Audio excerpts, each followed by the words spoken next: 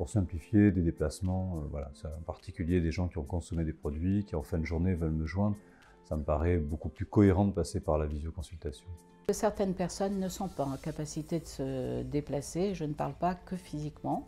Il y a des gens, même financièrement, ne peuvent pas, ou émotionnellement.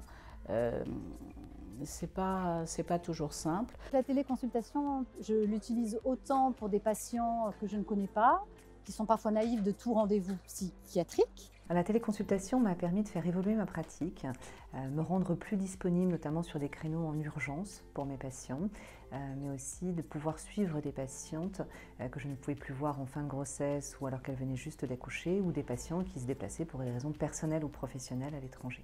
Elle est très utile à la fois pour mes patients quand ils ont des difficultés à venir en consultation ou quand ils ont des urgences ou des problèmes personnels. Des personnes qui, dans leur vie, sont à un moment où je pense à une jeune personne qui avait fait un peu un tour du monde et où je l'ai suivie pendant cette aventure qui était tout à fait riche pour elle et qui pouvait paraître extrême au début.